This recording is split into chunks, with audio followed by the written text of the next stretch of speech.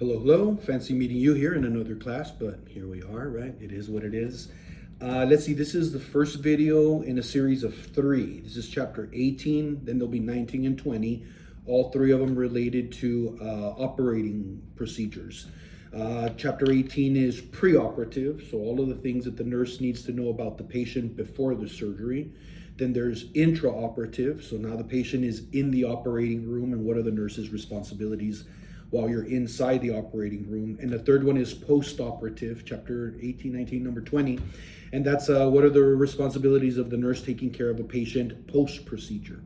Now, if we keep in mind, there are many different types of operations, many different types of procedures, right?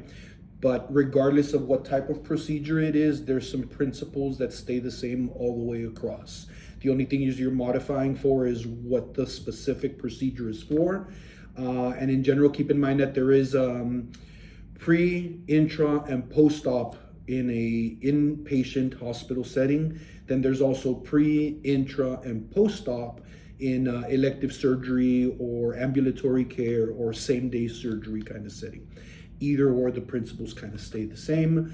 But let's start with chapter 18 first, right? So we're still in your same textbook, the Lewis Medical Surgical Nursing, 12th edition.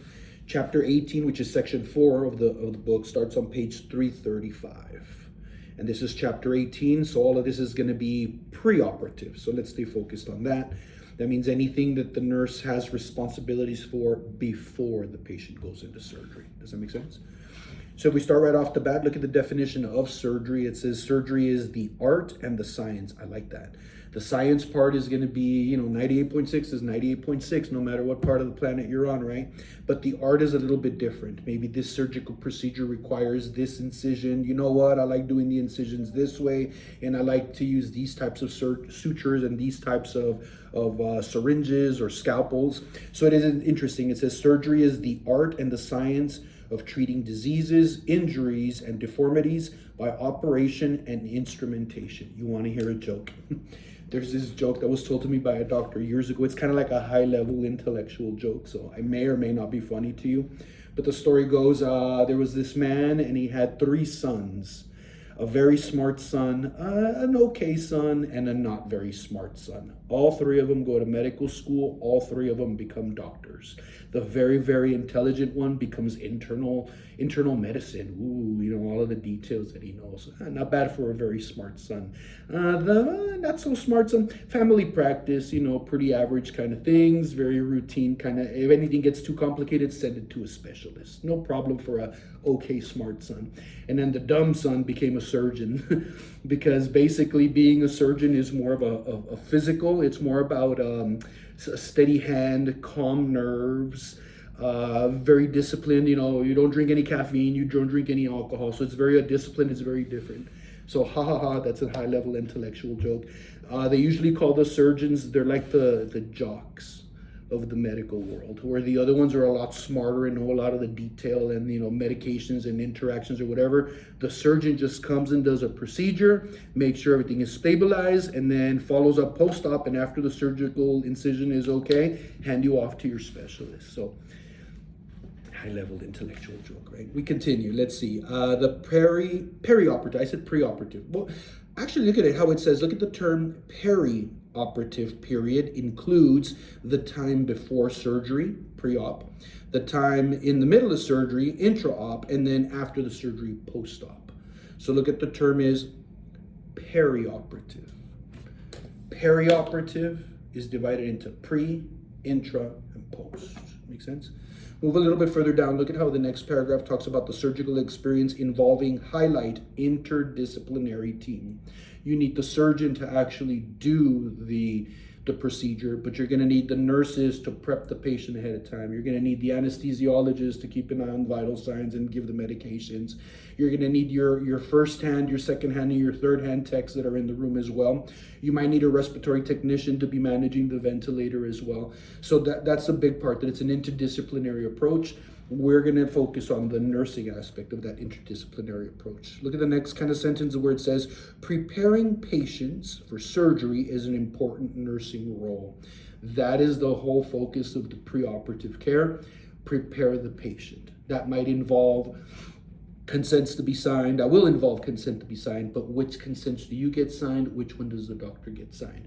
You might have to give some pre-op medications, right? Maybe antibiotics as a prophylactic, or maybe sedatives. And then keeping in mind that you got to get consent signed before you put somebody under the influence of medications. Because if they sign it after you give them the pain meds, they're going to be, was I fully conscious to make the decision that I wanted this procedure? Lawsuits, it starts getting into that.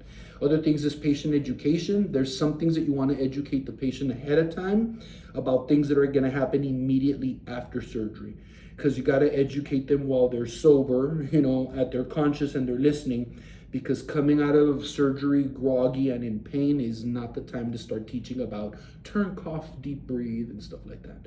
So keep an eye out for that kind of information as we progress through the chapter, right? A little bit further down where it says preparation measures for highlight specific surgeries. Abdominal surgery is very different from a thoracic surgery, from an orthopedic surgery, right? These are discussed in different chapters in the book. However, patients have surgery for many different reasons, and these include, look at all of those italicized bullet points, highlight the first word in each one of them, because patients have surgery for many different reasons, and these include, number one, the diagnosis. So certain diagnoses might require surgery, some diagnoses may not, some diagnoses might be handled with medications until it gets really bad, and then you need the surgery as well. Keep in mind there's a difference between emergency surgery, like you came into the hospital with a symptom right now and you're going into the OR like in an hour, versus we detected something wrong, let's plan it for next week. Does that make sense?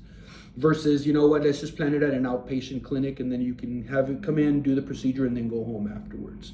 So think cost at the same time. Look at number two, cure, right? So again, patients have surgeries for many different reasons because it might be the actual cure for whatever condition you have. So think knee replacements, tumor removals, those kinds of things. See that? Look at the next one, palliation. Palliation is the alleviation of symptoms. This surgery is not going to cure your problem, but it's going to make you feel a little bit better. Does that make sense? Look at the next one for preventive. Maybe they found a funky looking mole and let's get it removed before it turns cancerous or something like that. So you could have surgery for preventive reasons, right?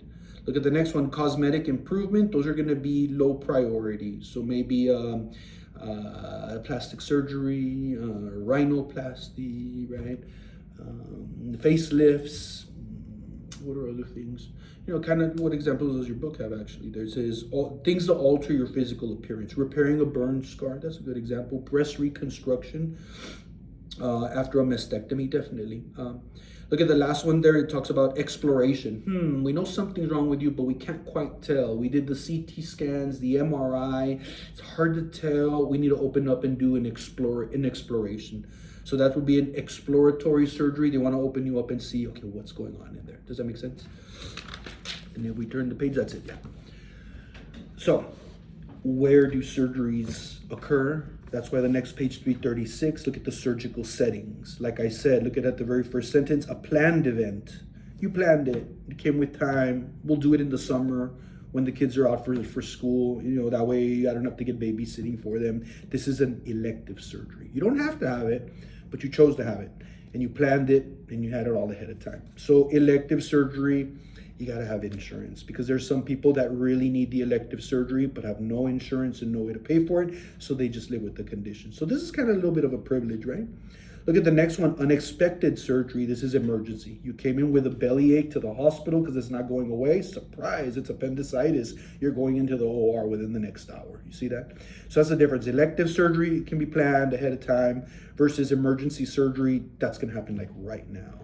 Look at that next paragraph, highlight where it says, for inpatient surgery, patients are usually admitted to the hospital on the day of surgery. This is also known as a same-day admission, right? Usually 4 or 5 in the morning. Yeah, NPO. Don't eat anything the night prior. Got to be on an empty stomach. They might even have you drinking some fluids to clear your bowels out. More on that in just a little bit. But that kind of surgery would be considered a same-day surgery. It says patients who are in the hospital before surgery are usually there because of an acute or a chronic medical condition already, right? In the next paragraph, first sentence, most surgeries are performed as ambulatory. Most. unless it's an emergency surgery. This is the newest approach, and I mean newest like in the past 15, 20 years. In the past, every surgery was at the hospital. Every surgery, you're going to spend the night. Every surgery was major expensive on top of the surgical procedure, the fact that you're staying at the hospital. But what helped reduce the cost of care is going to be this ambulatory care centers, where you can literally go get your knee replacement and then you just go home in the afternoon and recover at home. Make sense? Cheaper, a lot cheaper. So look at what else it says on italicized. They also call it same-day surgery or outpatient surgery, ambulatory care. It's referred to as ambulatory care because you walk in and you walk out that very same day. Look a little bit further down in that paragraph where it says these procedures can involve the use of general, regional, or local anesthetic. Remember, general means they're going to knock you out from head to toe. That's going to have side effects. I hope your kidney's functioning properly. I hope your liver's functioning properly. We'll need some labs before we can go this route, right? But what else is other than regional anesthesia? You're going to operate on my arm, so then they inject you right here. Nerve block, the whole arm goes numb. That's better. But you're going to be conscious and looking at the whole surgery too, which may or may not be a great thing, right? And then the last one is going to be local anesthetics. Because you're going to operate on this mole right here. You're basically going to infiltrate with lidocaine, and now it's just a smaller area. Does that make sense?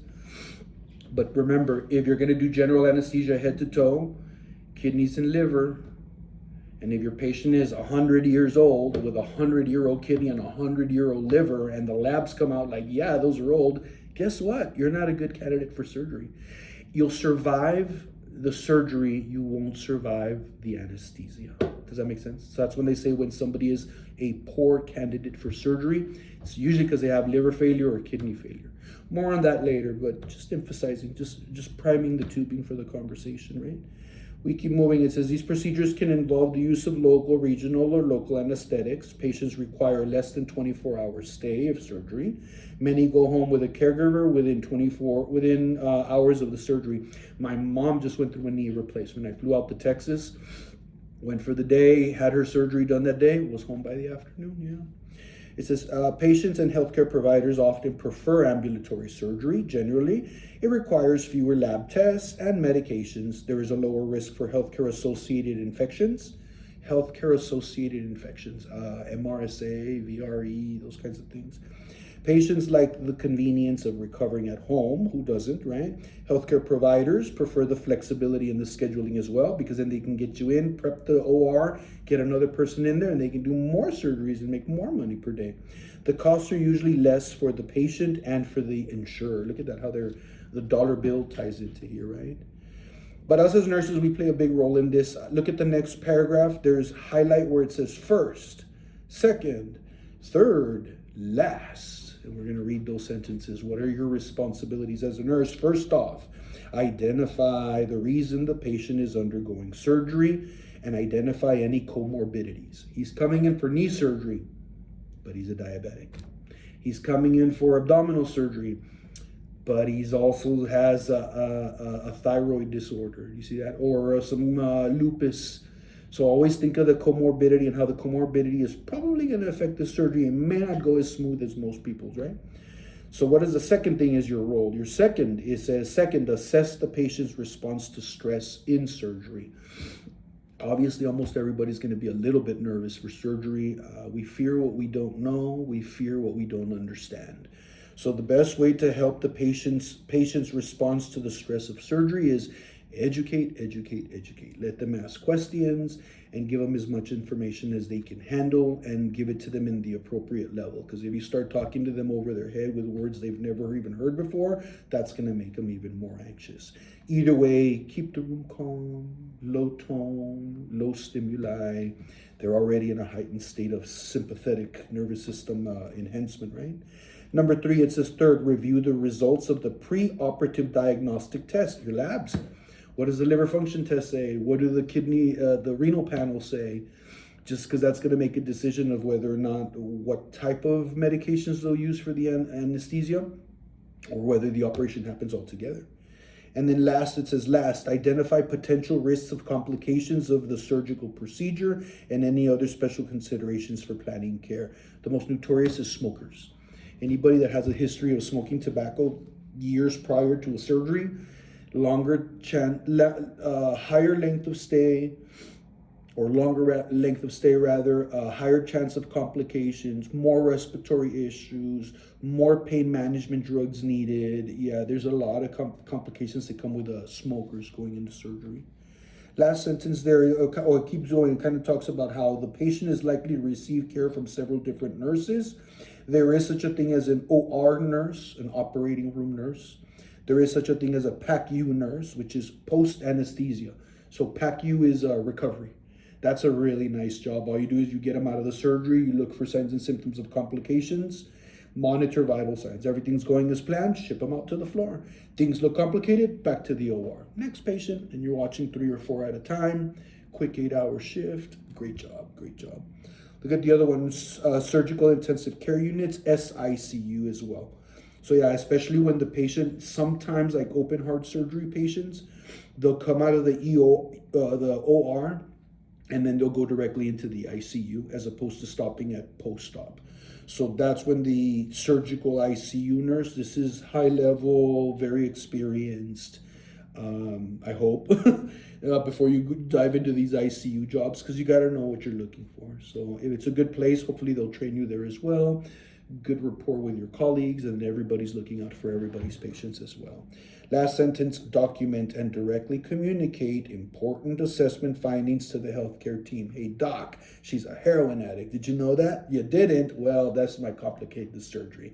Hey doc, she's really afraid and says she really never wanted to do the surgery to begin with. Maybe you want to talk to her. All of that plays into our responsibilities. Communicate with the doctor, communicate with the anesthesiologist. Look at the next one, patient interview, right? A preoperative interview. So you came in, we found something, we know you're going to need surgery, let's have the pre-op interview, right? It's an important nursing responsibility. The nurse who works with the healthcare provider's office or the ambulatory care is usually the person that does this interview. Highlight where it says it can occur in advance or that same day of surgery. You see that? But what is the primary purpose of this interview? Look at the next paragraph there. Highlight primary purpose. 1, 2, 3. Ready? Number 1, obtain the patient's health information, including drug and food allergies. Number 2, reason for the interview, provide and clarify information about the planned surgery, including the anesthesia. However, if they have a lot of questions that are detailed about the actual surgical procedure themselves, the best person to answer those questions is the person doing the surgical procedure. So no surprise that there's going to be some consents that are going to need to be signed at some point, but the procedure consent is always signed. The physician, the surgeon comes in, talks to the patient, and hands them the consent form for the actual procedure. Traditionally, the nurse can get the blood consent signed, and you can get also the anesthesia consent signed. However, there are some anesthesiologists that prefer to go themselves and get that signed.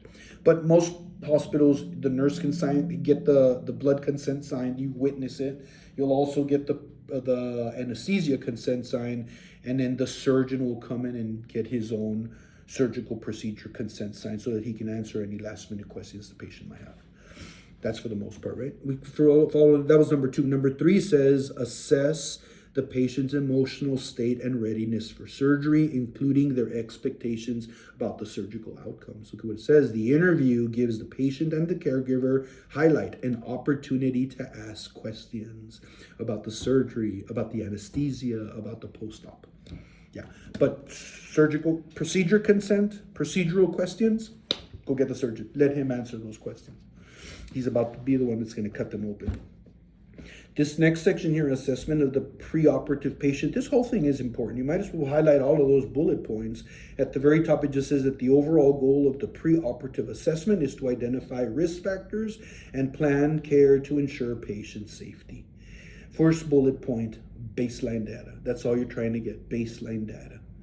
And you got to determine the patient's psychological, physiological factors that might interfere with the surgery. What else do we have here? Participate in the identification and documentation of the surgical site. Yeah. Identify prescription drugs, over-the-counter or recreational drugs the patient might be taking. Yeah. Review the results of all of their preoperative diagnostic labs and studies. Sure. Identify cultural and ethnic factors. Right. Determine if the patient received adequate information from the surgeon to make the informed decision. It sounds like a lot of information. Trust me, all of this is very repetitive over and over and over again. It's just a matter for you to be able to immediately think pre-op and what are all the things that go with pre-op. Intra-op and all of the things that go with intra-op. Post-op and all the things that go with post-op. So these are all the things that are all involved in pre-op. We're prepping the patient before the surgery. We haven't even stepped into it, right? We're just talking to them so far. The next section just kind of divides it into the subjective data first, because a little bit further does it get into objective data? It does not. It just goes into subjective data. All right, well, let's see what we got. So for subjective data, it says your psychosocial assessment. Highlight where it says you're looking to see stress response. What is the patient's stress response? So we're looking at increased blood pressure and increased heart rate. You see that? It says the stress response enables the body to meet the perioperative demands, right? But excessive stressors or excessive responses may affect recovery. The point is, try to keep the patient's stress level low. It says age, their experiences with illness and pain, current health, and social economic status are all things that contribute on how you and I and everybody else responds to stress. Does that make sense? It kind of makes some sense, even like social economic status, because if you come from well-to-do and you've always been well-to-do, chances are you're like, it's just a problem, we'll just throw money at it, no problem. So things are less stressful. But if you're coming from poverty and have been in poverty for generations, you bet you're going to be a little bit more desperate. And you bet that even the slightest problem can derail a lot of things. You see that? So consider that as well. Not everybody's going to respond the same way, and it has a lot to do with your previous experiences with pain and illness, your current health, and then your social economic status. And that's something. Look at that next little bit of that paragraph. Your role in psychologically preparing the patient for surgery is to assess the patient for potential or actual stressors that could negatively affect outcomes. You got a table 18.2 up at the top for that. I like that, where it says potential versus actual. So when a nurse is addressing a potential problem, your nursing diagnosis starts with high risk for hopelessness, high risk of infection, high risk of anxiety. You see that? Yeah, potential problems, as opposed to actual problems. That's acute. That's happening right now, so you have to deal with that. Does that make sense? Alrighty. And of course, one of the things we're going to deal with, page 337, is anxiety. But just highlight that one little sentence after that where it says this is a normal survival mechanism. However, a high anxiety level can impair cognition, can impair decision making, can also can also affect your coping abilities. This is important, and particularly when you're getting the consent signed, because if they're so anxious that you're trying to tell them what the procedure is, they're not even registering it because of their anxiety. So keep that in mind, right? A little bit further down, common fears that people have of having a surgery. What would you be? Okay, you're having emergency surgery this afternoon. What's going to freak you out about it? What's the number one thing that's going to scare you? I say, student, we found a condition, and the only way to save your life is you need surgery, and we need to go to surgery within 2 hours. What's the first thing that's going to freak you out? Number one, fear of death. Am I even going to survive? Is this the last day of my life? Am I dead by 8 p.m. tonight? You see that? So fear of death can be very, very, it can be. It is. It is a major stressor. So yeah, I can feel that. Oh boy, the fear of death is now compromising your stress level into the surgery. Look at the next one. Fear of pain and discomfort. Some people's pain is other people's pleasure, right? But some people are very, very, very afraid of pain and do not handle discomfort very well either. But a very real human thing. So we need to keep an eye on that. Think of the elderly person who's now very afraid of pain. The elderly person who's afraid to fall. You see that? So those kinds of things. Pain and discomfort might be something that stresses some people. Look at down at the bottom of 337, right hand side. Fear of mutilation and altered body image. I'm having my breast removed, and afterwards, I'm only gonna have one breast. What am I gonna look like naked? Am I half a woman? Do I even feel sexy anymore? Do you see that? It might sound kind of funny, but these are very, very, very real fears that I've heard from patients, female patients, obviously, that are going through mastectomies. Oh yeah, very, very real. So all of that is going to be fear of the mutilation and fear of your body image afterwards, you know?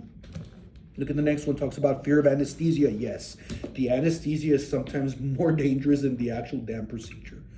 Yeah, remember we're taking a pharmacology course with me now, right? But these medications are hepatotoxic. They're very nephrotoxic. Maybe somebody has a kidney or a liver condition that they weren't even aware of that they had. Emergency surgery, you look at the labs, are a little bit altered. Let's do the surgery anyways, and then surprise, you have this major reaction from the anesthesia. So it has happened that people survive the surgery, but they don't survive the anesthesia. Think liver compromise, kidney compromise, right? Look at the next one, fear of disruption of your life functioning, because I like to run every day and now I'm not going to be able to run. What's the point of living? You see that? For some people, running might be that important. Other disruptions, maybe I like my freedom. I like to drive wherever I want to drive, whenever I want to drive. And now suddenly I'm not going to be able to drive. I have to be driven around. You see that? So that might be what also creates a big fear. Say, you know, I'd rather hold on. Let me hold off on this surgery. I don't want to give up my freedom like that. So keep that in mind. Look at the next one. Next concept of hope, which is a very interesting concept. Hope is you see a light at the end of the tunnel, as opposed to, I guess hope is easy to contrast when you have hopelessness. Because hopelessness is a nursing diagnosis. It means that's it. It's the end. You see no future. Here, hope, there's a light at the end of the tunnel. There's still something good about this. You see that? So it says maybe the patient's strongest method of coping. Hope as a coping mechanism is tied to culture. It can be tied to religion as well, where some people have a higher degree of religiosity and faith in higher powers, Jesus, gods, things of that nature. That's what gets them through, you know. Even though I think I might have said this before, I'm not a religious individual. It's not that I don't believe in God, it's just that I've never seen anything that actually proves it. So I guess I would have to be an agnostic. I'm not saying that he does exist, but I'm not saying he doesn't. Does that make sense? That's the beauty of science. Science is never locked in. Science can be changed in the face of new information. Does that make sense? However, with this might be what actually helps somebody get through. Prayer, hope. My Lord and Savior is going to save me. He's going to make sure I'm in good hands. Does that make sense? So you could use this as a strategy to get people through the intraoperative stage, right? A little bit further down, now we're getting into health history, and now we got to talk. Who are you? What kind of conditions do you have? What kind of medications are you on? What did mom die of and dad die of? What did grandma and grandpa die of on both sides? Because if there's a pattern there, okay, that increases the chances of you having similar situations and conditions. But for the health history, the nurse must ask a lot of questions. Ask about health problems and previous surgeries. Look at the next paragraph. Record the reasons for any past hospitalizations. Look at the next paragraph. Ask women about their menstrual cycle and their obstetric history. GMP score. Are you familiar with the G and P score? Every female has a GP score. G is gravida. How many times has gravity pulled on your heavy belly because you're pregnant? Gravida. How many times have you been pregnant? So if a woman's been pregnant three times gravity has pulled on her belly, she's a G3. But how many of those babies are still walking and talking alive today?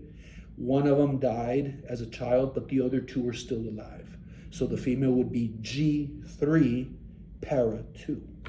Gravida, parida. Gravida, how many times has gravity pulled on your pregnant belly? And parida is how many of those kids are still alive, walking alive today. For example, my mother would be that. I had a brother that died as a child. So my mom would be gravida 3, para 2, because I have a sister that still lives. Does that make sense? So ask women about their menstrual and obstetric history. That's the GP, gravida and para. More on that in mother baby class, right? But I'm just priming the tubing for you. Look at the next sentence, paragraph. It just talks about, ask about any inherited traits since they may contribute to the surgical outcome.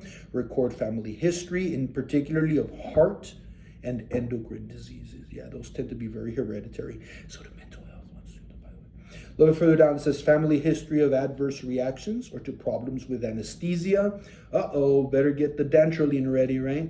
So remember that there is a connection with family history with bad reactions to anesthesia. So you got to ask those questions. Obviously, you got to ask about medications. Look at the next section there.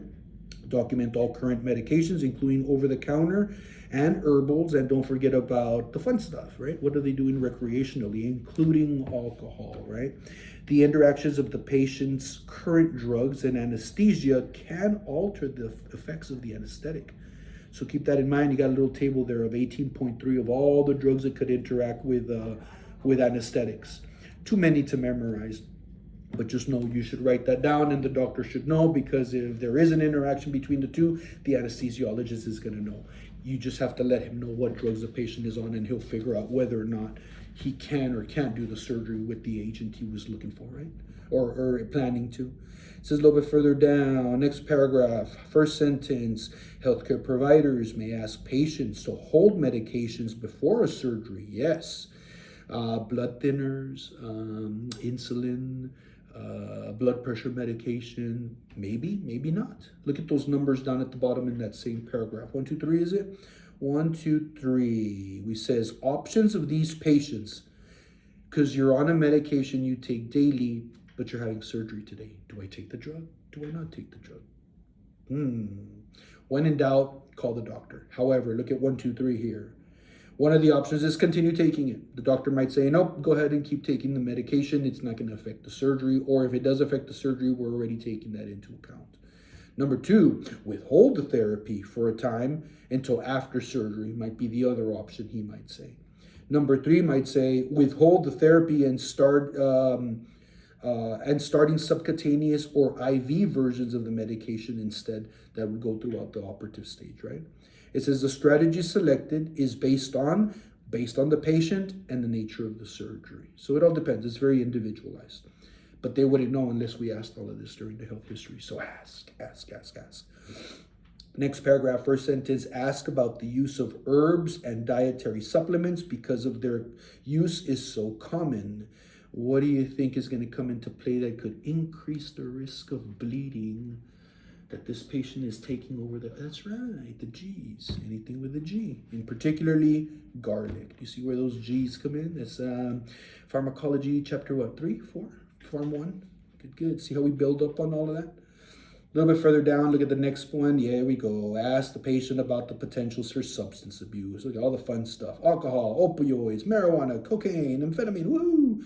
You gotta ask, because all of this is gonna also contribute to that we can have an additive effect from the anesthesia, or the opposite. Now the medication doesn't work. Can you imagine the anesthesia not working and you're in the middle of surgery and you wake up, or you're actually feeling all that pain even though you can't say anything about it? Horrible. So you got to ask those questions. Look up at the top of the next page. Yeah, chronic alcohol use can place a patient at risk. Why? Liver.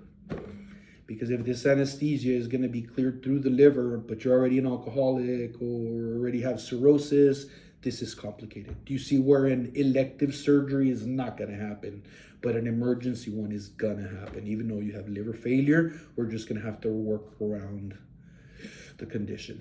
That means more difficult procedure, more medications, higher length of stay, higher cost of care. Look at the next paragraph, first sentence, record and share the patient's drug history with the perioperative healthcare team as well. You see that? They got to know. And then definitely allergies. You got to ask about allergies. Remember when we had a conversation and I said there's a difference between a stated allergy and a true allergy. If the patient says they're allergic to something, they're allergic to something. You have to write it down. But your next question should be, what happened the last time you had that drug? Because we both know that a true allergy is what? inflammation, airway closing, itching, hives. I mean, if the airway is closed, it's already flat out anaphylaxis, right? But itching and hives and airway problems, itchy throat, gums start to itch, all of that, allergic reaction, right? But if they say diarrhea or, oh, I get a headache whenever I get that, that's not a true allergy. In fact, your book kind of talks about it. It says, ask the patient about drug intolerances versus drug allergies. You see that? The drug allergy is going to have the itching, hives, and all of that good stuff, right? A little bit further down, a true allergy causes hives. You see that? And or an anaphylactic reaction causing cardiopulmonary compromise. Remember, the only difference between allergy and anaphylactic shock is the blood pressure drops. It doesn't matter what type of shock it is, the blood pressure always drops. That's why it says here hypotension, tachycardia to compensate for the low blood pressure, and then the bronchospasm, classic allergic reaction. You see that? So you got to ask what happened the last time you took that drug. Otherwise, it just it gave me a headache. I'm allergic to it. You see that? Good, good, good. Oh, I see a safety alert, which means automatically a test question. I like the second one. It says notify the ACP if patient reports an allergy to sulfur-containing drugs. What the heck is an ACP? Advanced care provider? Sure, why not? Patient, right, it reported they got it. It's a sulfur drugs. Because a lot of the antibiotics and in fact some of the anesthesias, if you're allergic to sulfa drugs, you're probably going to be allergic to those things as well. So sulfa is a big one to always ask for. Or if a patient says they're allergic to sulfa, that better be in big letters on the chart somewhere because it's going to alter the types of medications that they'll use to treat this patient for a variety of conditions. Yeah. Looking right under that, it just talks about highlight non-drug allergies. So not just drugs, but what other things? The biggest one in the past was latex. The gloves used to be latex and people were allergic to them. And then even nurses that were not allergic to latex gloves after working on the floor for 6, 7, 8 years, now all of their hands were starting to itch. I want to say that I kind of started to develop a little bit of that. That's just called a contact dermatitis. If you're just making so much contact with a certain type of a chemical like latex, eventually it's going to start to make your hands itch. Nowadays they got away from that. Now it's like a nitrate or nitrile. It's got some funky name. It's a new kind of like a vinyl / plastic. That's what the newer gloves are made out of. So latex is considered cheap and old, but some hospitals still use them, you know. A little bit further down, that's your biggest one, latex allergies.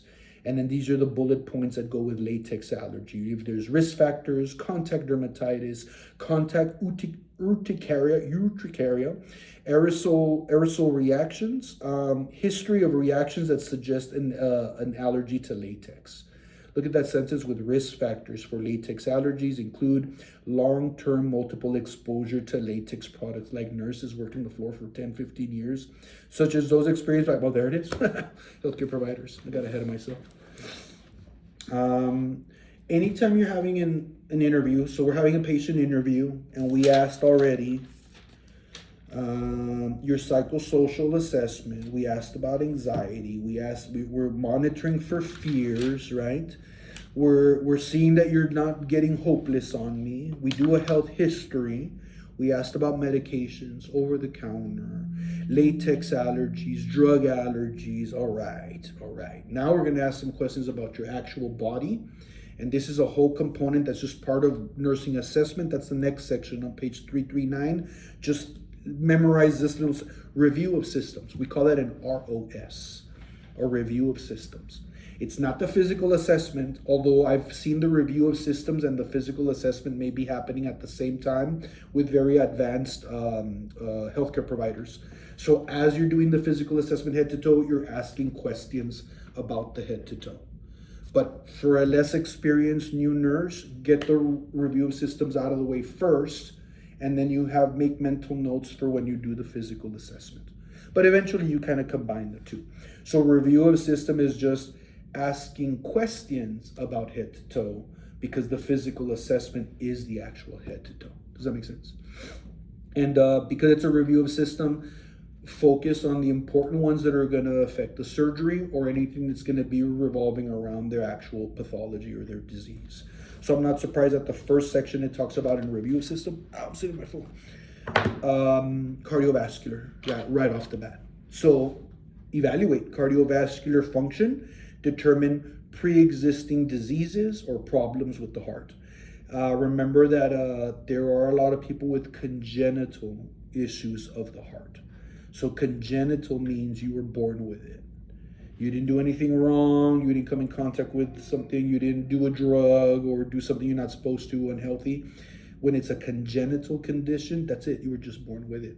So very commonly, some people might have congenital cardiac conditions that may, yeah, that was when I was a kid. It doesn't count anymore. Or they're not even aware that they had congenital. I have a way of finding this during sports physicals for teenagers. There is a way that you can kind of induce a murmur, and if you hear it, you're like, okay, he's going to get evaluated by the doctor before I clear him for a sports physical. Yeah. Later.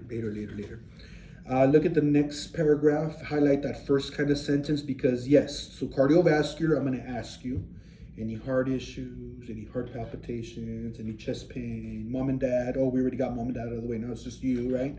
And then obviously I'm going to need a 12 lead EKG. So right there, if indicated, the patient should have a 12 lead EKG, or I keep saying EKG, but it's ECG. It's just interchangeable, electrocardiogram, right? ECG.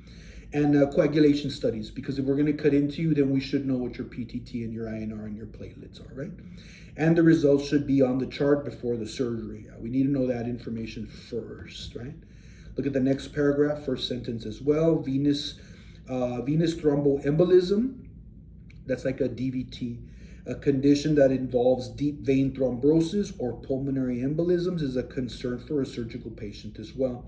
This is why we're checking the PTT, the INR, and the platelets. Make sense? So that's cardiovascular, but who's the heart's best friend? The lungs. So obviously, if you're going to be focusing on the heart, you're going to focus on the lungs as well. Look at the first sentence. Ask. Ask what? Ask the patient about any recent or chronic respiratory problems or infections. Did you catch COVID during the pandemic? How was your reaction to it? Did you get vaccinated? What was the response you had? You see that? Asthma is another one. Never in my life did I have asthma, but now later in life after COVID left me with some asthma that is now actually better, and I'm off of medication. But for the first couple of years after the first time I caught COVID, because I caught COVID maybe like 2 or 3 times, it left me with a wheeze and a bronchospasm and an asthma. But then, I don't know, just about a year and a half of corticosteroids and it went away. Now I'm not on anything anymore. So interesting. A little bit further down there, so where it says, look at the next paragraph. Ask if a patient has asthma. You see that? The other one you want to ask about, look, and if you do have asthma, are you managing it with inhaled sympathomimetics, right? Like albuterol? Or are you handling it with steroids that decrease inflammation? Because each one is going to have its own signs and symptoms and side effects and adverse reactions, right? But look what it says. Yeah, history of the asthma, inhaled or corticosteroids, bronchodilators, right? And keep in mind that the asthma might be part of COPD, chronic obstructive pulmonary disorder. That's a little bit different. That's emphysema plus asthma is COPD. But there's always a history of smoking as well. The true COPD patient, they have trouble breathing out. They can breathe in, but when they breathe out, they got to use a lot of accessory muscles. And just like any muscle, if you work it out, it's going to get bigger. Well, the problem is you're going to work out the intercostal muscles between the rib cage. So normally, your chest, if I look at you from above down, your chest should look like this. Your chest should be twice as long as it is wide. We call this the 2-to-1 ratio. Twice as wide as I am thick. You see that? Double. That's normal. COPD is a 1-to-1 ratio. This is normal, anterior-posterior ratio. This is abnormal, anterior-posterior ratio. You had to push so much air with every breath that you worked out all your muscles in between your rib cages. And when those muscles get big, they change the shape of your rib cage. This is COPD. You have emphysema, asthma, and a barrel chest. Make sense? You see the patient walking in like that, you're like, okay, we gotta have some questions. This guy might not go to surgery. Does that make sense?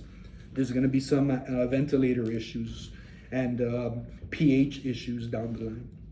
A little bit further down, next one, the last paragraph, just highlight, ask about tobacco use. Thank goodness people are smoking a lot less. When I was a kid, everybody smoked, and I mean everybody, and it was all Marlboro Reds. Oh my God. So I'm glad to see that this newer generation, with every generation after me, gradually I'm seeing smoking cessation, smoking cessation, smoking cessation. The price of cigarettes going up, up, up, up, up. That's good.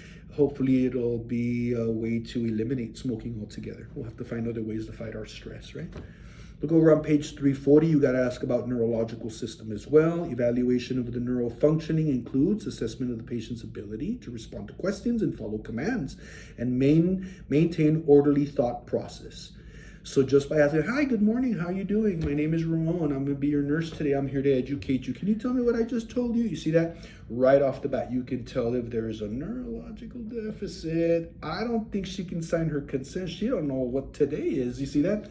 So things that can take into consideration, which this just goes to show assessment is always happening with every single interaction with every single patient. Because just good morning, how are you today is part of the neurological assessment. Because if she answers, doomka-doobe, and the kitty's on the bed, okay, something's up. You see that? So you're always neurologically assessing every patient with every interaction. Look at the next paragraph. If you know deficits in cognitive function, determine the extent of the problem and whether they can be corrected before surgery. Heck, I'd see if they can be corrected before you have to sign consent forms, right? Look at the next paragraph. Preoperative assessment of the older person's baseline cognition is especially crucial for the comparison during, before, and after surgery. Remember, elderly patients, their LOC gets off with infections. Elderly patients more prone Alzheimer's, dementia, slow cognition. If it's even worse after the surgery, oh boy. So that one you really need to get a baseline to make sure that they came out of surgery okay. A little bit further down, GI system also, assess for the history of renal and urinary tract disorders, kidney disease, urinary tract infections, history of liver problems. I kind of mentioned these already, right? We're just kind of reinforcing. Next paragraph talks about record and share with the perioperative team if the patient has voiding problems, issues with incontinence versus hesitancy. A little bit further, next paragraph, for a woman of childbearing age, yes, assess for pregnancy. If they're childbearing age in their 20s, you're probably going to get a pregnancy test anyways before surgery, just to be on the safe side. We do want to ask about hepatic system for obvious reasons. Liver, right? Liver function we talked about. Skin, you also want to talk about, in particularly healing, especially African American, not all. Keloids. A keloid is a hyper reaction to injury. So where you and I might cut ourselves and it'll just heal, right? Some African American with prone to keloids, they'll cut themselves, and when it heals, it hyper heals. So the scar is like puffy and long. Google image, keloid. Pause the video so you can look at that. It's, I believe it's spelled like that. Keloid. African American, hyper reaction to injury. It's like a hyper scar. I've seen it so bad that even someone, when they get their ears pierced, that'll turn into a keloid, and they'll have like a little tiny little cauliflower on both sides of where the puncture is. Problem with those is you remove them and then it'll keloid over that as well. So maybe you want to ask about that, because especially the type of surgery, where is the incision going to be, and are we expecting keloids, just so the patient is prepared for that after the fact as well. Look at musculoskeletal system. Note any musculoskeletal any deficits, mobility patterns, especially in the older adult. Coming from a sports medicine background, muscular strength is measured in 1 through 5. 5 being full strength, and then 4 is less, 3 is less, 2 is less, and 1 is even no tone whatsoever. So it's just muscle strength. Push against my hand, pull back, push forward, push your knees, pull back on the heels, that kind of stuff. Endocrine system, you also, the patient with diabetes, that's the main one. The problem is with the diabetic, they're more prone to infections and delayed healing processes. That's your concern with that. So just keep that in mind. If they're a diabetic, the doctor needs to know about that. Next paragraph, the first sentence says, determine if the patient has a history of thyroid problems as well, because the thyroid is going to increase or decrease the rate of metabolism. So that might increase the rate of maybe something healing, which is not a problem, but hypothyroidism, it might delay healing. Does that make sense? So keep that in mind. Immune system, obviously, as well. Note if the patient has a history of compromised immune systems. Think corticosteroids, because anybody that's on high doses of steroids and now needs surgery, there's going to be a length of time that we need to get the steroids out of your system before we do the surgery. Other things are also like HIV, AIDS, lupus, other autoimmune disorders that might complicate a surgery. Just ask about those. Fluid and electrolyte status. Ask the patient about any recent conditions that increase the risk of fluid and electrolyte imbalance, such as vomiting, diarrhea, bowel preps. Think also anything that's on the adrenal gland. It could throw off a lot of your electrolytes once aldosterone is involved. What are other things? But yeah, fluid and electrolyte. We'll tie in the physical assessment to see if your patient is properly hydrated before we start the surgery. Nutritional status, knowing that a patient has a nutritional problem can help the team identify a more customized care. Think protein. Protein shakes, bro. Any surgical incision to heal that wound, you gotta have sufficient protein. So enough protein for your baseline metabolism of your body, and then the additional protein that's gonna be needed for the healing, and then it all depends on how big the wound is. Obviously, a larger wound is going to need more protein, and a smaller wound is going to need less protein. This is where your nutritional consult comes in. So your nutritionists in the hospital, which are fun to talk to. I love talking to nutritionists. A little bit further down, because the next paragraph talks about obesity. If your patient is obese and they're going to need surgery, this just got even more complicated. Even for the jock, for the surgeon, because he's got more body mass to work with. Anatomy tends to shift a little bit there with the obese adult. It says obesity stresses the heart and the lungs as well, and makes access to the surgical site and anesthesia administration even more difficult.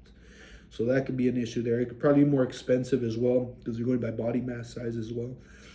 You need the special bed, you need the special room, you need the special equipment, and all of that has a special extra cost that goes with it. But nutrition problems can impair surgical recovery. Think protein. A little bit further. So if there's a poor appetite to begin with and the patient is cachexic, have you ever heard of that word before? Cachexic. Let me write that down. I want you to Google that one too. When someone is cachexic, that's an H, by the way. My H's. Yeah, cachexic, or you're suffering from cachexia. Google image is very skeletal. Yeah, very thin, no body fat whatsoever. Cachexia. Keep moving down. It says, last paragraph under nutrition says, identify patients who consume large amounts of coffee or caffeinated drinks. It says, withholding caffeinated beverages before surgery for some time after surgery can lead to severe withdrawal headaches. So physical addictions to caffeine as well. Happens to the best of us, right? All right, so all of that was just questions. We're just asking. We're so subjective. Now we're getting into the actual physical assessment. A little bit more to go. We'll knock this chapter off because I know we're heading into an hour right now, but I'll do this quick, right? So on the objective data, physical assessment, now we're putting hands on the patient. Now it's a head to toe. Stay organized, know what you're looking at, and then document. So look at the physical assessment. It says a documented history and physical examination, also known as an H&P. A history is what all the questions we asked, the review of systems, and then the physical assessment is what we're actually putting hands and checking the patient overall, or evaluating the patient. Make sense? Look at the next paragraph, first sentence. Complete a physical assessment of a patient before surgery. And you have a table 18.5. There it is. 18.5 table.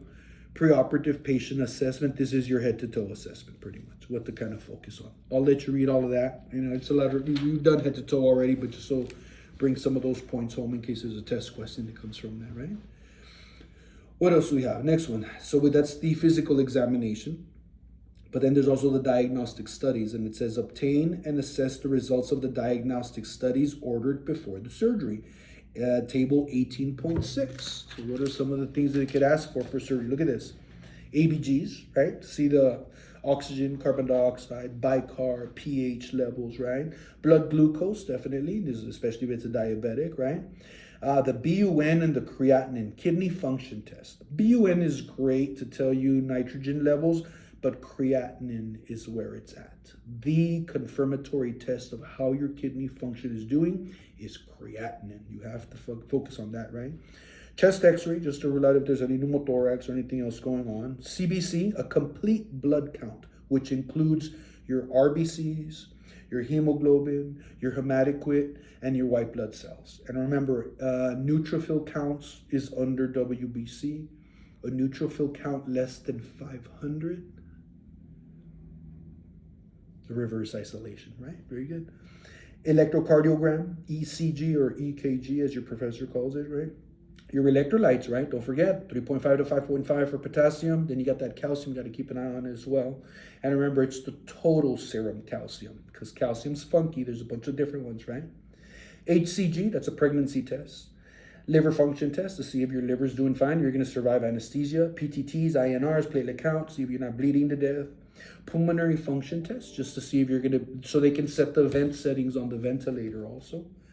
Serum albumin levels, because that's going to determine how much drug we give you. It also says your nutritional level, and it also tells me how much protein is in the system to heal afterwards, right? Type in cross-match, that's for blood. In case in the middle of surgery you start to bleed to death and I need to give you some blood, I got to make sure I know what type of blood to give you. Otherwise, I'm going to cause a hemolytic shock reaction, right? A UA, just to make sure that we didn't miss, that you didn't lie and you're actually on the certain drugs that you didn't tell us because you were embarrassed, but I found it on the UA and I'm glad I did it, and now I'm going to tell the doctor and the anesthesiologist so they can adjust accordingly.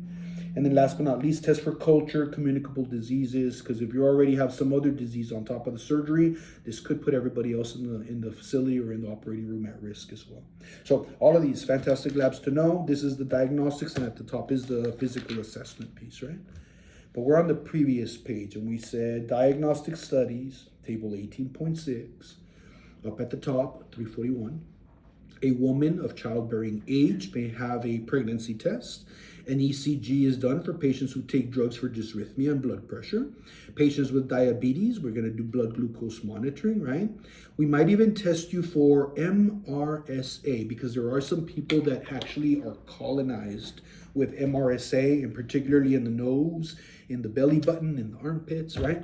And you already have it and it lives on you and it's fine. It just lives on you. You may potentially spread it, but it's not doing you any harm. This is a symbiotic relationship. However, if I break the skin, this bacteria might go into the wound and give me an MRSA infection of the surgical wound.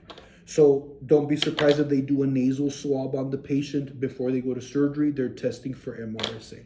And if you come out positive, then they'll treat it. They'll give you it's like a little canister. You snap it and you wiggle it around in the nose. Mucopurine? Oh, 10 points if you can figure that out. Google that and enlighten me. What do they do for patients that test positive for MRSA before surgery in the nares? What do they apply? Mucopurine? I don't remember. 10 points. Look it up. Yeah? Impress me. A little bit further down, last paragraph there. Ideally, preoperative tests are ordered based on the patient's history and physical. Make sense? So whatever we found in the physical that's wrong, and that's the labs that we're going to do for you, right? Now, there's a whole section here that goes into the preoperative, because all of this is pre-op and pre-op education. Look at the first paragraph. Says the patient has a right to know what to expect and how to take part effectively during the surgical experience. We're not doing healthcare to you, we're doing healthcare with you, right? We're partners in the plan of care, right? And what does it say? It says preoperative teaching increases patient satisfaction, can reduce postoperative fear, anxiety, and stress. Teaching may decrease the development of complications, length of stay, and recovery time after discharge. And way down at the bottom, last sentence, discharge teaching is required for all patients. And then you've got chapter 20 that discusses it. The types of things that you can educate before surgery: pain medication, because sometimes the pain meds is a patient-controlled analgesic. It's already connected to me, and all I gotta do is hit the button and it'll give me a dose. Relax, it's got a control setting. You can't overdose.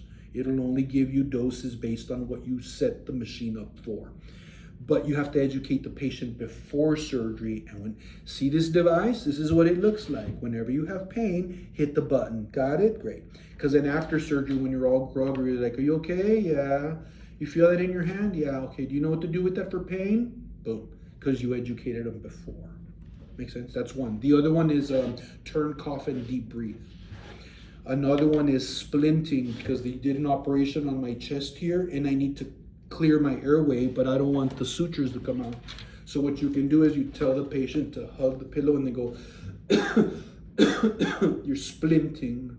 So that's another popular education pre-op, so that they can do that post-op. Make sense? Let's see what your book has to say though. Over on page 343, left-hand side, teaching must include information that focuses on the patient's safety. Give written materials for patients and caregivers to review and reinforce at home. When delivering teaching, find a balance between explaining so much that the patient is overwhelmed and telling them so little that they're underprepared. So you got to find that middle ground. Make sense? Use your judgment. And then a little bit further down, preoperative teaching includes 3 types of information. 1, 2, 3, highlight: sensory, process, and procedural. Make sense? Sensory information. Patients find out what they will see, hear, smell, feel during surgery. Process information. May not want specific details, but just the general flow of what is going to happen. What's the process? And then you go to pre-op and you'll be unconscious, and then they do the operation and they'll monitor, and then you go to post-op, and then we'll move over to the floor. You see that? And then procedural information. Patients desire specific details. With patients that desire specific details, right? For example, this information would include saying an IV line will be inserted, or that you might have a Foley, you see, those kinds of things. Next paragraph for sentence: share the preoperative teaching given to the patient with the nurses providing post-op care to evaluate the patient's learning and avoid duplication of teaching. So a lot of your intra-op nurses, they're already used to this. They know that the pre-op nurse is going to come in and let you know what they got educated on. 9 times out of 10, it's a checklist and all the boxes have been already checked. So here's your patient. I dropped him off. I give you a report. Checklist it. Cool. It's all been confirmed. Move on. Make sense? Surgeries, it's all about time, because there's a surgical procedure scheduled for that room soon afterwards, right? Look at what it says: general surgical information. There it is. All patients should receive instructions about, there it is, deep breathing and coughing, early ambulation. A little bit further down, tubes, drains, monitoring devices, special equipment, add in splinting. Yeah. You're trying to prevent pneumonia, pneumothorax, that kind of stuff. Next paragraph, just highlight where it says incentive spirometer. Ooh, highlight incentive spirometer. Patient-controlled analgesic pumps. You see that? Incentive spirometer, you should look that up. If you don't know what it is, you should. Incentive spirometer. I call it the Happy Meal toy. You have to educate the patient how to use it, because they're going to need it post-op. And the Happy Meal toy, basically, you don't blow into it. You suck. You're trying to increase the capacity of your lungs. So it's called an incentive spirometer, because it's like 2 games in one. It's like beat your high score by letting this little ball float. And whatever your high score is, you move the device, and then you're trying to beat your high score. And then the other one is keep the little ball floating for as long as possible, because you don't want to overdo it or underdo it. So look it up, incentive spirometer. I'm sure there'll be more conversations about it later, but it's a good thing. If you don't know what it is, this is a great time to introduce it. So incentive spirometers, and then patient-controlled analgesics, that's all educated then. Now look at for ambulatory surgical surgery information. The patient admitted to the hospital for ambulatory or same-day surgery needs to receive information before their admission also. Yeah. Look at the next paragraph. It just talks about, there it is, NPO starting at midnight, regardless of whether it's in ambulatory or in the facility. Yeah, NPO past midnight the night prior. The idea is to clear out your bowels, so in case if there's an emergency and they have to go explore in there, they're not dealing with feces that's inside the system as well. And we're down at the bottom, legal preparation for surgery. It says standard consent forms include the surgical procedure, the blood transfusion, advanced directives, durable power of attorney, and then add one more, anesthesia. The anesthesia will need a consent also. So most of these consents, the nurse can be the witness and have the patient sign, except for the procedure. The surgical procedure consent must be signed by the person doing the actual procedure. So that would be the physician. The physician needs to get that signed. That way if the patient has questions, he can answer those questions because he's the one that's going to do the surgery. There it is, consent for surgery before a non-emergency surgery can be legally performed. The patient must voluntarily sign the consent form, and there must be a witness. You can be the witness. Informed consent is an active, shared decision-making process between the healthcare provider and the recipient of care. 3 conditions must be met for the consent to be valid. So, first, there must be adequate disclosure. So I got to tell you that the diagnosis, the nature of and the purpose of the treatment, the risk factors of this condition, the probability that you're going to have a good outcome, the availability of other options, right, or benefits and risks, all of that has to get discussed first. All of that is adequate disclosure. And I told you the good things of the surgery, the bad things of the surgery, the risks, what could happen bad, what could happen good. Does that make sense? That's number 1. Number 2, the patient must show clear, understanding of that information, which means mental health disorder, can't sign the consent. Severe anxiety or emotional outbursts, can't sign the consent. You gave medications and they're under the influence, can't sign the consent. Got to be sober and you got to be of sound mind, because if not, then someone else is going to have to make that decision, and that's the durable power of attorney or somebody else that makes the decision, right? And then third, it says the patient must, there it is, give consent voluntarily. The patient must not be persuaded, coerced by anybody to do the procedure. And never say, everything's going to be all right. Because it may not be all right. Now you lied to them, right? False hope. This second paragraph is important. The surgeon is ultimately responsible for obtaining the patient's consent for the surgical procedure.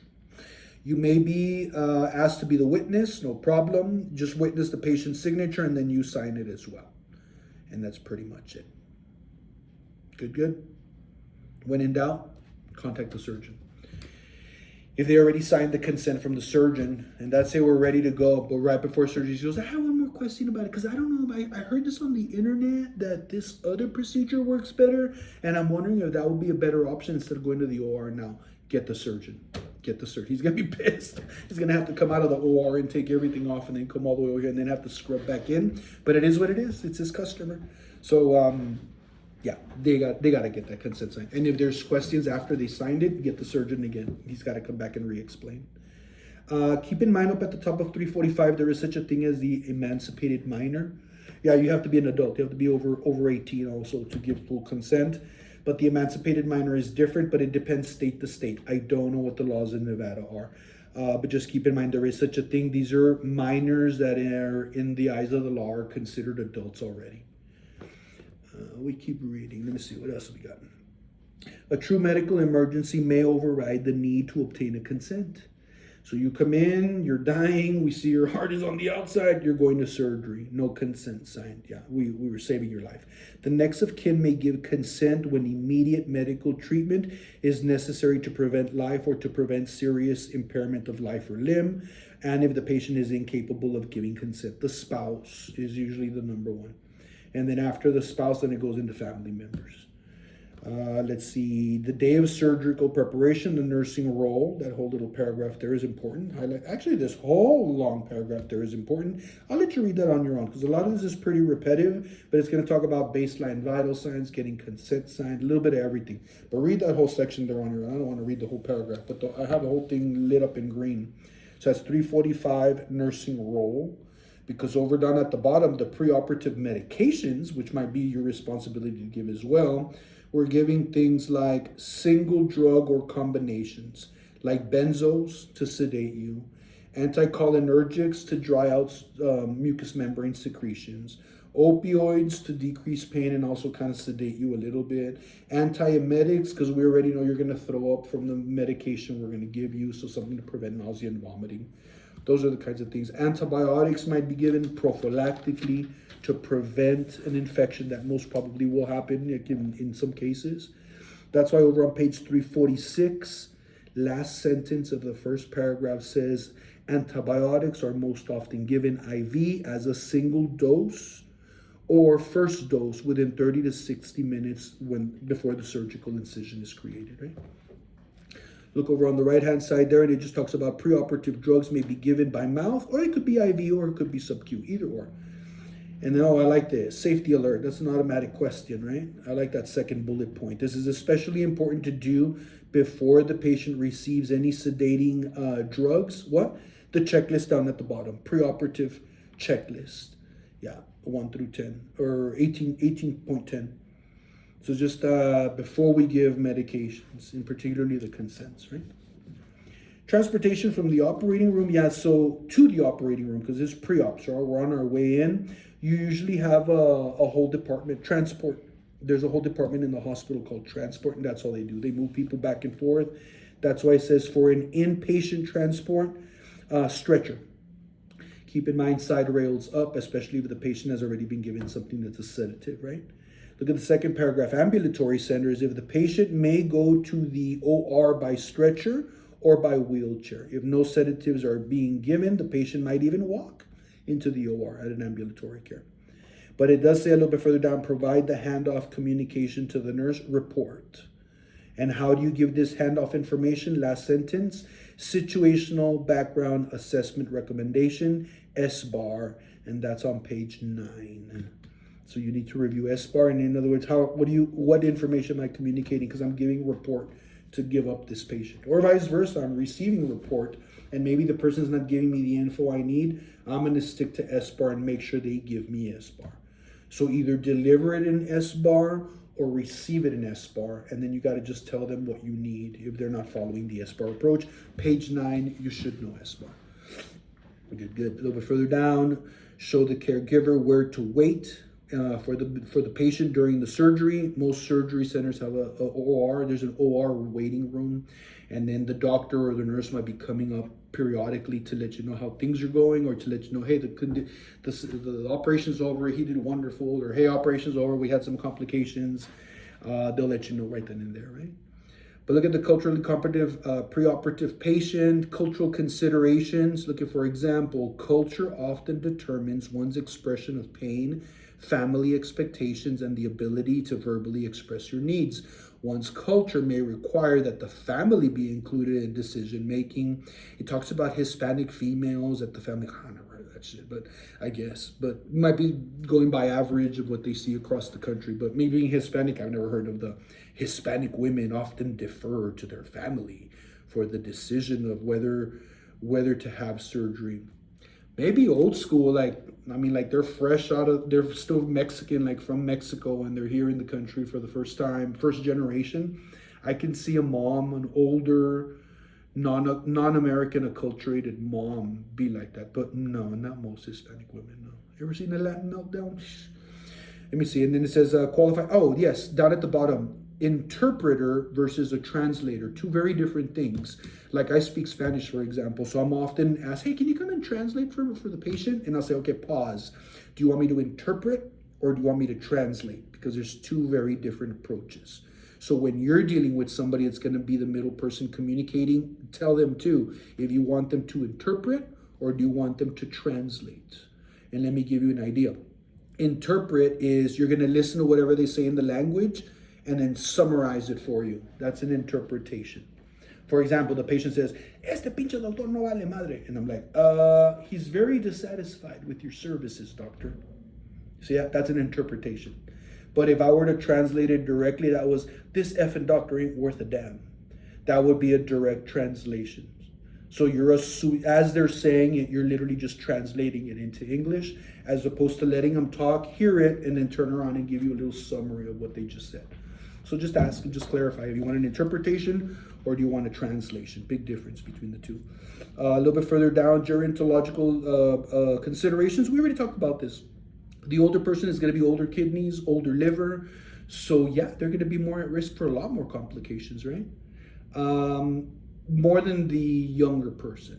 And needless to say, older people have older people surgeries, younger people have younger people surgeries. For example, down at the bottom of 347, what kind of operations do older people have? Cataracts, coronary and vascular procedure. You gotta be here long enough on the planet to mess up your body to need these things. So young people haven't been around on the planet long enough to screw things up to need these kinds of procedures. So what else does it say? Joint repair and replacement, prostate surgery, gallbladder surgery. Yeah, you gotta be 40 and above to start having gallbladder problems. Make sense? Because on the flip side, 347, in an event that there is a little effect on a younger adult, may be overwhelming. Something that's very common for the younger adult might be very overwhelming for the older adult. So hospitalization might represent to the older adult physical decline, loss of health, loss of independence, closer to death. That's what the older adults see. So the hospital is a scary kind of place sometimes. Look at the risk associated with anesthesia and surgery, going to be higher for the older adult. Physiological status, older. The patient is physiologically older, so you got to take that kidney and liver into consideration. Compromised organ function, reduced reserve capacity in the lungs, the limit of the abilities of that they can adapt, that the body can adapt. Next paragraph per sentence. Older adults may have sensory deficits such as reduced vision, reduced hearing. And then towards the bottom, first sentence there, you may need to coordinate transportation for a long-term or assisted living facility so that the patient's timely arrival for surgery is done in time for preparation.